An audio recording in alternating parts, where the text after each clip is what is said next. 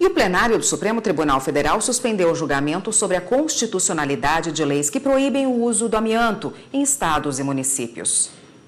O plenário está analisando 4 ações que questionam a validade de leis que proíbem o uso do amianto nos estados de Pernambuco, Rio Grande do Sul, São Paulo e na capital paulista. O amianto é utilizado, por exemplo, na fabricação de caixas d'água, telhas e mangueiras. De acordo com dados da Organização Mundial da Saúde, 107 mil trabalhadores morrem por ano em todo o mundo em decorrência de doenças relacionadas à exposição ao produto. Atualmente, 69 países já baniram definitivamente o uso do amianto. Para o ministro Edson Fachin, as leis são constitucionais, ou seja, estados e municípios podem restringir o uso do amianto. A Lei Federal 9.055 estabelece as normas gerais para extração, industrialização, utilização, comercialização e transporte do asbesto, amianto e dos produtos que o contenham, estabelecendo assim um regramento geral permissivo para a produção e comercialização do amianto, mas não afasta de forma clara a possibilidade de que os estados, no exercício de sua competência concorrente de proteção e defesa da saúde, estabeleçam restrições à produção, ao uso e ao consumo do amianto. Já o ministro Marco Aurélio defendeu que só a União pode legislar sobre a matéria. Eu não consigo, a menos que o sistema fique capenga, admitir que Estado ou município possa, afrontando essa mesma legislação, proibir a circulação da mercadoria no respectivo âmbito. O julgamento foi suspenso por um pedido de vista do ministro Dias Toffoli. Bom, e quem está aqui no estúdio para falar conosco sobre a sessão de ontem é a consultora da TV Justiça, Gisele Reis. Boa tarde, Gisele. Olá, Érica. Boa tarde a todos. Nesse caso que envolve a discussão do amianto, Gisele, o Supremo chegou a realizar uma audiência pública sobre esse assunto? Ela foi realizada, foram 2 dias do mês de agosto do ano de 2012.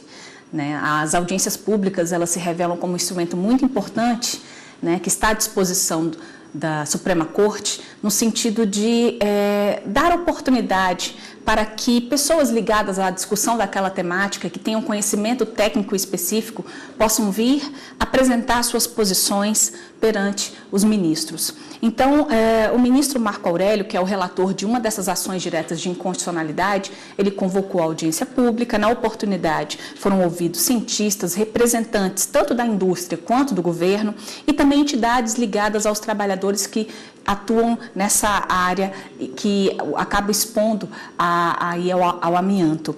Então, houve a oportunidade de ouvir esses especialistas e, certamente, levando em consideração tudo aquilo que foi mencionado pelos especialistas, os ministros agora, no momento de proferir os votos, eles acabam levando em consideração.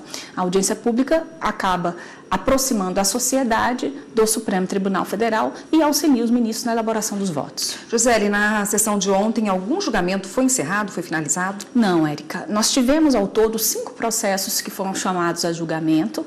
Desses 5 processos, houve, então, o julgamento que segue conjunto em relação ao que se discute sobre a legitimidade, sobre a constitucionalidade de leis, tanto estaduais quanto lei municipal, que proíbe o uso do amianto. Nesse caso, a interrupção da análise se deu por um pedido de vista do ministro Dias Toffoli, mas nós tivemos um outro caso que também sinaliza caminhar num julgamento conjunto da ação direta de inconstitucionalidade por omissão, que vai ser analisada conjuntamente com uma ação civil originária. Então, logo depois da apresentação do relatório e das sustentações orais, nesse caso das ações que discute aí uma possível omissão do Congresso Nacional, houve a interrupção desse julgamento, com previsão, inclusive, para continuidade na sessão plenária de hoje à tarde. E, Gisele, o que se discute nesse caso que trata de uma possível omissão legislativa? A discussão, inclusive, chegou ao Supremo Tribunal Federal em uma das ações, na ação direta de inconstitucionalidade por omissão número 25, por parte do governador do Pará. O que se discute aqui é exatamente a omissão do Congresso Nacional na regulamentação de ressarcimento aos estados exportadores. Houve uma desoneração prevista inclusive na Constituição, no que diz respeito ao ICMS em relação a estados exportadores. Com isso, houve um déficit de arrecadação dos estados e a própria Constituição, e isso foi previsto a partir da emenda constitucional número 42 de 2003, houve então a previsão de mecanismos de compensação pela perda dessa arrecadação. E só que a emenda constitucional estabeleceu que esses mecanismos de compensação, eles seriam estabelecidos por meio de uma lei complementar. Então, essa lei complementar ela ainda não existe. É a lei complementar que vai estabelecer qual é o prazo, quais são as condições, enfim, todas as questões relacionadas à regulamentação dessa compensação de valores.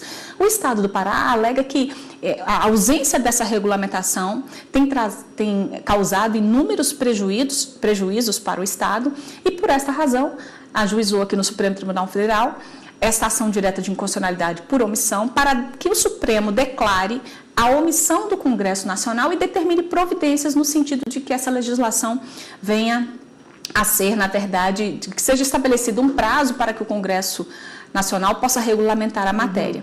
Então, em relação a essa questão, esse processo está na pauta e ele pode, então, voltar a ser analisado ainda hoje. Gisele, você até já comentou um pouquinho sobre isso, mas eu queria saber se algum desses processos que não foram concluídos ontem pode voltar hoje na sessão que começa logo mais às 2 horas da tarde? Sim, pode. Estão, inclusive, os 2 primeiros itens da pauta são exatamente a ação direta de inconstitucionalidade por omissão número 25, seguida da ação civil originária número 1044. Lembrando que esses processos começaram a ser analisados na sessão de ontem, tanto pela manhã quanto à tarde, e seguirão, então, hoje provavelmente haverá o voto dos demais ministros, e nós teremos a oportunidade de saber o que o Supremo efetivamente vai definir em relação a esse aspecto. Os julgamentos de ontem não foram concluídos, na maioria, todos os que eu mencionei acabaram sendo interrompidos ou por um pedido de vista ou por uma interrupção do julgamento, como nesses casos que eu mencionei agora, e com a previsão de que eles sejam retomados logo no início da sessão.